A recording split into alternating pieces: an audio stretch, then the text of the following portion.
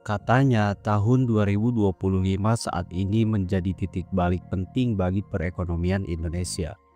Tahun di mana mulai benar-benar menapaki jalan menuju Indonesia Emas 2045. Pemerintah merancang berbagai strategi dan kebijakan besar, mulai dari reformasi struktural hingga transformasi ekonomi digital. Visi jangka panjang pun disusun, memperkuat daya saing, memperluas lapangan kerja, dan menekan ketimpangan sosial. Namun di lapangan, tantangan yang muncul jauh dari ringan. Pelemahan daya beli, inflasi global, turunnya ekspor, hingga tekanan geopolitik membuat arah ekonomi nasional terasa goyah. Sementara rakyat menanti bukti dari janji-janji pembangunan, kondisi ekonomi justru dipenuhi ketidakpastian.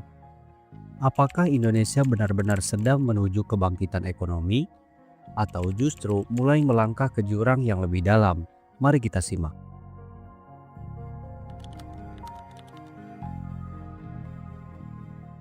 Pemerintah menyusun APBN 2025 dengan tema transformasi ekonomi yang inklusif dan berkelanjutan. Target pertumbuhan ekonomi dipasang di angka 5,3% hingga 5,6%. Namun banyak ekonom menilai angka ini terlalu optimis di tengah tantangan global yang tak menentu. Subsidi energi dipangkas, belanja negara diperketat, dan defisit diupayakan tetap di bawah 3% dari PDB. Tapi di sisi lain, alokasi untuk proyek-proyek besar seperti Ibu Kota Nusantara masih tetap dipertahankan. Ini muncul kritik, apakah negara sedang memaksakan proyek ambisius di tengah keterbatasan fiskal? Lebih dari itu, pendapatan negara dari sektor pajak belum pulih sepenuhnya pasca pandemi. Laju inflasi pangan juga mengganggu daya beli masyarakat, terutama kelompok rentan. Dan ketika harga beras, minyak goreng, hingga daging terus merangkak naik, di mana peran pemerintah, APBN seharusnya menjadi alat untuk menjaga keseimbangan sosial.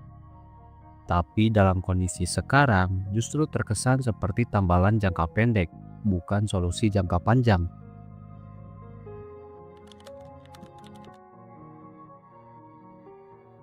Salah satu masalah utama ekonomi Indonesia adalah ketergantungan yang tinggi terhadap pasar luar negeri.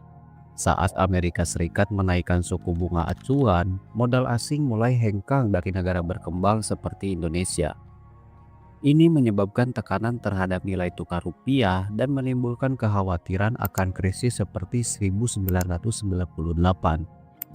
Sementara itu, ketegangan geopolitik seperti konflik Rusia-Ukraina dan situasi di Timur Tengah membuat harga komoditas dunia tidak stabil.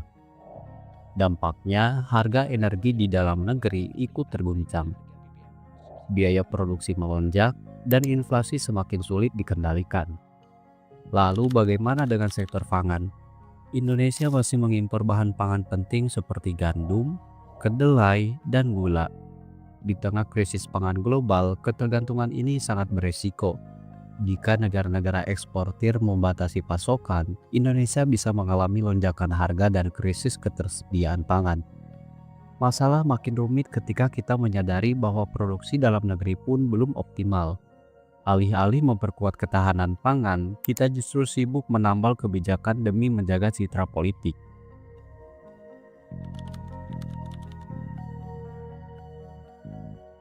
Di balik angka-angka makro yang tampak stabil, tersembunyi risiko-risiko besar yang bisa meledak kapan saja. Utang pemerintah yang terus naik kini sudah menembus lebih dari 8.000 triliun. Meski rasio terhadap PDB masih di bawah batas aman, beban bunga utang terus menggerogoti anggaran negara. Sementara itu, lapangan kerja yang tercipta belum sepenuhnya menyerap pengangguran. Banyak lulusan muda yang terjebak dalam pekerjaan informal, upah rendah, atau bahkan menjadi pengangguran terselubung. Lebih parah lagi, jika ketimpangan ekonomi terus melebar, kepercayaan publik terhadap sistem ekonomi bisa runtuh. Kita sudah melihat dampaknya di berbagai negara, krisis ekonomi berubah menjadi krisis sosial dan politik. Pemerintah memang punya rencana jangka panjang, tapi pertanyaannya, apakah semua itu realistis di tengah situasi global yang tidak menentu, tekanan fiskal yang besar, dan problem struktural dalam negeri yang tak kunjung tuntas?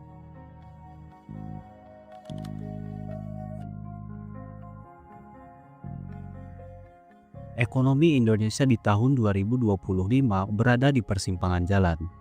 Di satu sisi ada potensi untuk bangkit dan tumbuh lebih kuat, tapi di sisi lain banyak indikator yang menunjukkan kerentanan serius.